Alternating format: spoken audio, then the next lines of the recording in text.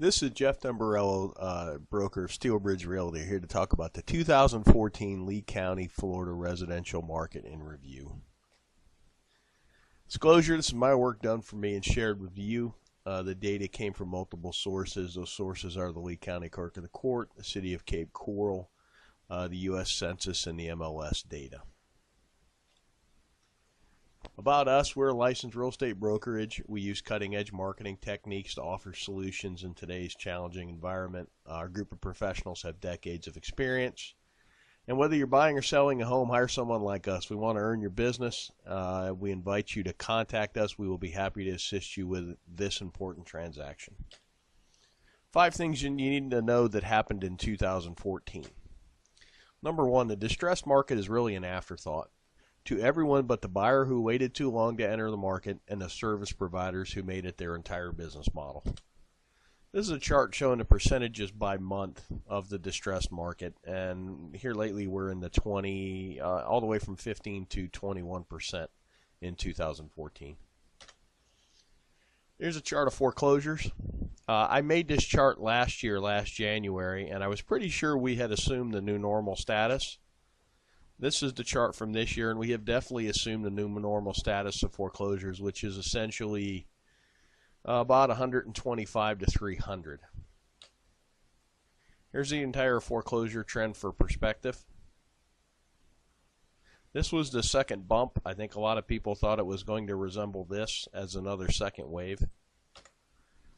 Supplying new inventory is one of the market's biggest challenges. Rising prices will induce some sellers to trade out. But then you got to question where you're going to go if you sold your home. And remember, you're going to have to buy into the same market. And if you're an investor, you got to ask yourself, what are you going to do with the money? New construction is the answer to the inventory problem. Here's a couple things to think about. The appraisals will hold prices in check for a little bit until the channel's a little better defined. We're seeing that in our day-to-day business now. Interest rates are still very low, which makes homes affordable. We're really in the market missing an entire vintage of about 2008 through 2013. Land is still historically cheap for now, and here's some perspective on the land prices. This is all lots, all lot types in Cape Coral, average and median price. When you're looking at the last cycle, you really don't get what's going on in this cycle. So when I take the shorter view of just this cycle, the Cape lot market is recovering pretty well. The market is stabilizing in relation to the bubbles of activity. We do bubble charts here to kind of let everybody know where most of the people are looking in the market. Last year's bubble chart, this is from when 2013 versus 2012. There's a very clear shift in the market as it shifted over. When I did 13 versus 14, there really isn't that much of a difference. The market's pretty much stabilized with, we're missing some cheaper homes in the $70,000 price range, but we're selling more 170,000 all the way up into the millions. This chart's a neat chart. It shows the last cycle and this cycle by pricing. The red line being the last cycle, the blue line being the current cycle. And you can see that we mimicked the last cycle for a while, and then you're starting to see 04 and 05 in the last cycle pulled wildly away to where we're just getting slight price increases, but not like we did before. And this is really a function of the banks aren't giving out crazy loans. There's no stated income, no stated asset loans. So this is a sustainable market that's actually driven by sensible leverage. Some perspective, we operate in a seasonal and a cyclical market. The seasonality is really determined by our weather. Up north, when it's warmer, is when they're busier in the real estate market. Here, when it's a little cooler, is when we're busier in the real estate market. The cyclical part of our market is governed by demographics, and we're going to talk about something, seasonal pricing bumps as well. Right now, we're in a sustainable boom. MIM is money in motion. It's every dollar that flowed through. This is actually dollars sold by realtors. And we had an 8.7 increase in the actual volume in the market. The amount of transactions went up 1.1%. The median is actually rising faster than the average, which shows the bottom of the market is coming up faster than the market itself is correcting. The percentage of bank-owned properties jumped up slightly from 13.6 to 15.05, where short sales really fell off the map. They were 8% of the market in 13, and they're only 3% of the market in 14. And another neat thing to look at, cash sales in 2013, 60.7% were cash in 2013. In 2014, 57%. So you had a decent price increase, and it really wasn't funded by leverage. And to give you a perspective, about 25-30% of the sales in the state of Florida are cash. So we're almost working at twice the cash sales percentage of the state of Florida.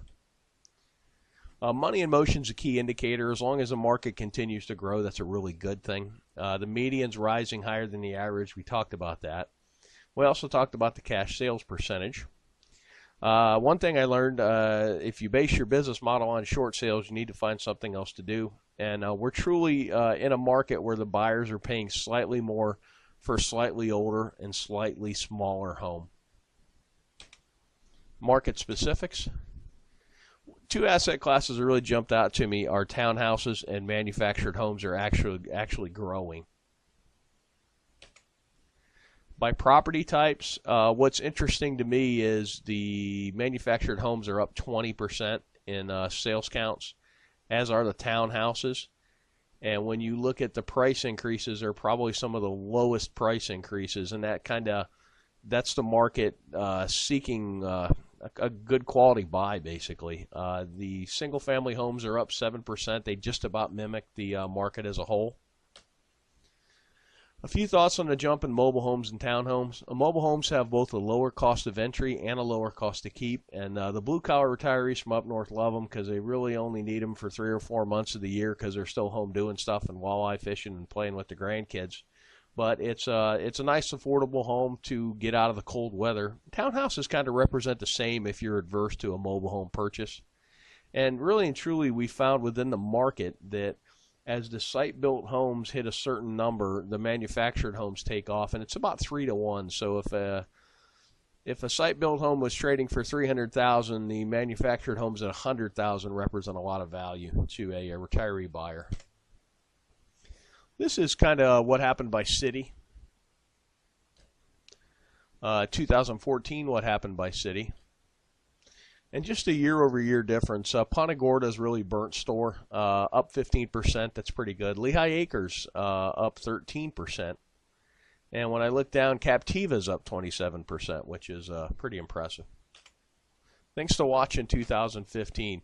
Essentially, you've got a seesaw in the market now with resale homes on one side of the seesaw and new construction on the other. And they're going to trade back and forth. As the new construction takes a leg up, then the resale become attractive, and then vice versa. I'm seeing sometimes in the market where for a 10% increase in price, you can get a brand new home versus a 9-year-old home. That's kind of a no-brainer. Inventory is the key. Whoever can bring some inventory to market is going to make some money. And this applies to both the retail and the investment segment of the market. This is single-family permits in Cape Coral. When you look at the totality of the last cycle, you really don't get that excited about what's going on now. But when I take out the last cycle, it shows you there's some pretty good permit growth. Projection of retirees. We take this from the census, and if you were born 62 years ago, there's a likely chance you're going to retire, and this is in the millions by how many there are. This is actually the 62-year-olds against our sales counts. It's a pretty good correlation. And then 66 is kind of the official retirement age. And it doesn't quite resemble as much the 62, our sales patterns, and I think the 62 more kind of takes in early retirees. One last thing, this is a long chart average price of the whole market. This little blip right here was when the banks really let it loose and just basically gave out free money.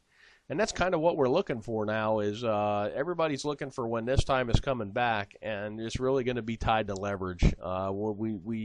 We were in a boom, which is what we're in now as the market went up to here.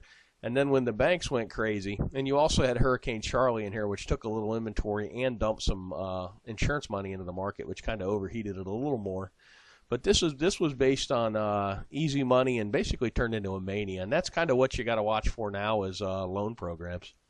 If you have any thoughts or questions, why don't you give us a call at the office at 239-694-3300, and my extension is 102. And you can always, if you're watching this video, click the link below the video and fill the form out, and we will be in touch with you. Thanks for watching, and make it a great day.